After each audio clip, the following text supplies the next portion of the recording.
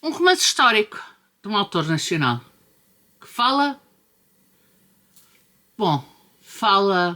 sobre nós.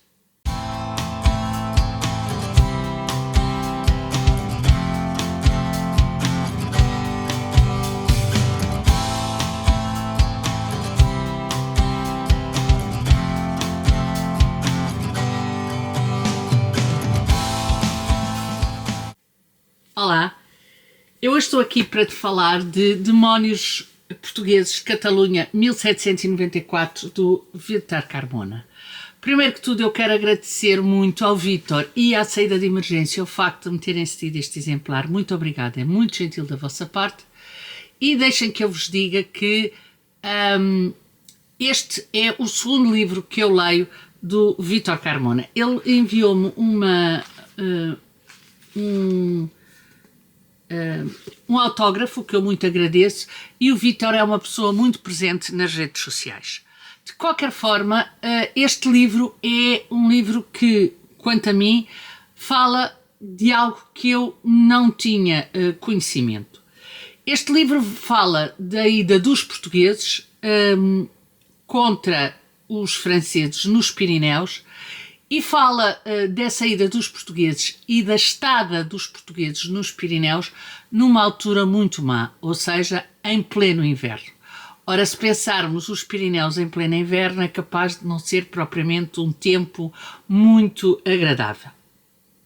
Eles estão em Vallespán, e para além do frio,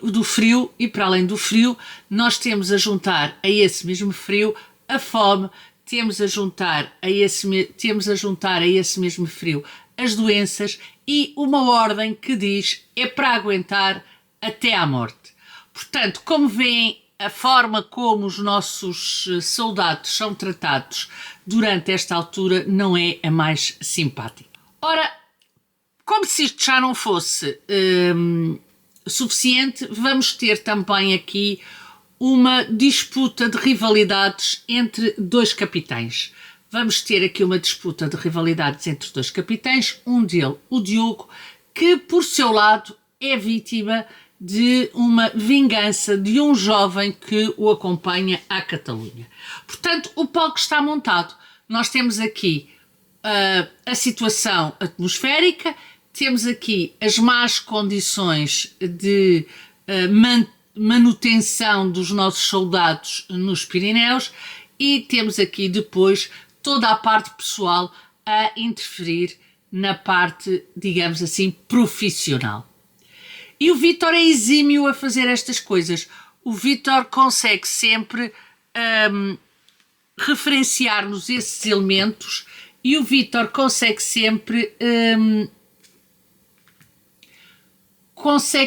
juntar à parte histórica uma parte pessoal. Portanto, nós vamos ter aqui, e eu esqueci-me de dizer que a campanha era luso-espanhola, portanto nós não estávamos sozinhos nos Pirineus, mas é fácil de perceber que era luso-espanhola, sendo o território onde se passa os Pirineus. Temos aqui um romance de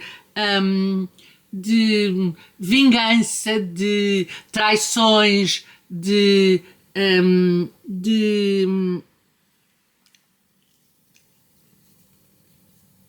no fundo, se quiserem, daquilo que o ser humano é feito e é pior feito.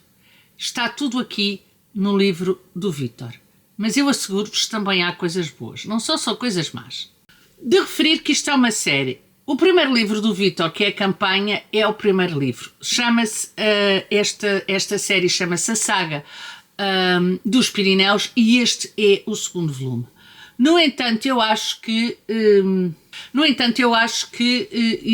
os livros podem ser lidos completamente de forma autónoma. Neste livro eu gostei muito da forma como o Vítor constrói a personagem do Diogo. Eu acho que é uma personagem muito rica, muito forte, uma personagem que está bastante bem construída, e uma personagem que não parece daquela época, porque é uma personagem que não deixa nada por dizer, é uma personagem resiliente, é uma personagem que diz aquilo que pensa, e portanto é um homem afirmativo, um homem determinado, que sabe o que quer, que sabe para onde vai e que sabe principalmente aquilo que não quer. Isto prova logo à partida aquilo que eu vos disse inicialmente, ou seja, que apesar de ser um romance histórico com rigor histórico e de algo que, por exemplo, eu não sabia, a verdade é que este livro acaba por nos dar uma dimensão de romance generalista, digamos assim, sem... isto só vem provar aquilo que eu vos disse anteriormente, ou seja, que este autor consegue misturar o aspecto histórico com um aspecto pessoal, com as emoções, com o crescimento emocional, com as relações entre eles e consegue, de uma forma muito equilibrada, ligar a parte histórica com esse aspecto. O que, digamos assim, consegue de alguma forma levar o leitor, mesmo aquele que não gosta de romance histórico, o que não é o meu caso, a ler o livro sem problemas de maior. Pelo contrário, quem não gosta de romance histórico acaba por ler este livro como se fosse um romance normal, passado numa época distinta da nossa e passado numa situação extrema do conjunto de personagens que aqui se apresentam. Tanto mais que o Vítor consegue neste livro não se focar exclusivamente no protagonista e dar-nos uma caracterização global das personagens mais importantes. E, portanto, para além daquilo que é importante saber do protagonista, ele consegue dar-nos uma visão global daquilo que se passava e consegue-nos dar uma visão global do tempo e do espaço. E isso é interessante porque nos leva durante a leitura para esta época, nos leva durante a leitura para este tempo e para este acontecimento. E isso é muito, muito interessante. Há, obviamente, uma pesquisa muito cuidada, isso eu já tinha percebido no primeiro livro do Vítor.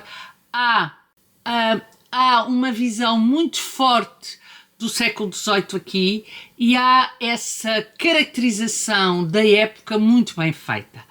O Vítor tem outra coisa que eu gosto muito, que é a forma como ele começa os livros e neste caso o prólogo que eu vou passar a ler, porque parece que leio só os dois primeiros parágrafos para vocês perceberem o que eu quero dizer. E diz assim: com a assinatura de uma convenção de mútuo auxílio entre Portugal e Espanha, a corte portuguesa enviou a 20 de setembro de 1993 5.000 homens pertencentes a 6 regimes de infantaria, correspondiam a um quarto do exército português, para combaterem ao lado dos espanhóis, os revolucionários franceses, na província de Roussillon, ou Roussillon, nos distantes Pirineus Orientais. Depois de uma penosa viagem por mar, o exército auxiliar à coroa espanhola, como era denominado, sob as ordens do general escocês John Forbes Selleck, desembarcou debaixo de um dilúvio no dia 9 de dezembro em Rosas, na Catalunha. Ora, é esta linguagem quase jornalística que eu gosto muito no Vítor. Porque não há aqui uma palavra a mais, não há aqui uma palavra a menos e ele consegue, em 2 parágrafos, nos dar logo o ambiente daquilo que nós vamos viver ao longo desta história. E isso é muito interessante, muito importante e é muito cativante para o leitor, porque aquela ideia de que o romance histórico é de alguma forma maçudo, aqui não se verifica de forma absolutamente nenhuma. Há, pois, aqui uma mistura de drama, há, pois, aqui uma mistura de suspense, há uma mistura de romance, com esta parte histórica e com esta localização temporal e espacial e esta caracterização histórica que coabitam e que fazem deste romance um romance fluido, um romance que se lê quase de uma pernada, digamos assim, um romance que...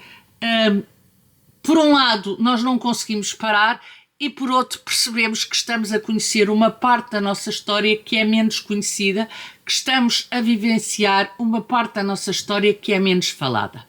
Como eu disse no início, os 2 livros podem ser lidos separadamente, embora, obviamente, eu acho que se lerem por ordem será, digamos assim, uma mais-valia. Mas a verdade é que um não implica a leitura do outro. E, portanto, quem tem este, quem se entusiasmou por esta capa e não tem o outro, pode começar por este, porque de certeza que aí vai se entusiasmar ainda mais pela escrita do Vítor e vai de certeza absoluta regressar ao primeiro. Se acreditam naquilo que eu disse, então é fácil. Aí começam no primeiro e depois regressam a este. Como veem, é um escritor português a falar de uma época da história portuguesa que é menos conhecida, a falar de algo que nos caracteriza enquanto povo e que nós não conhecemos. E depois tem um conjunto de personagens que fazem com que esta gente se torne a nossa gente e estas pessoas se tornem as nossas pessoas e nós conseguimos desta forma ir até ao século XVIII e depois voltar numa viagem magnífica que o Vítor nos proporciona neste livro. E pronto, aqui fica a minha opinião de Demónios Portugueses. Digam-me se já leram, digam-me se estão a pensar ler, digam de vossa justiça e vemos no próximo vídeo. Tchau, até o próximo vídeo.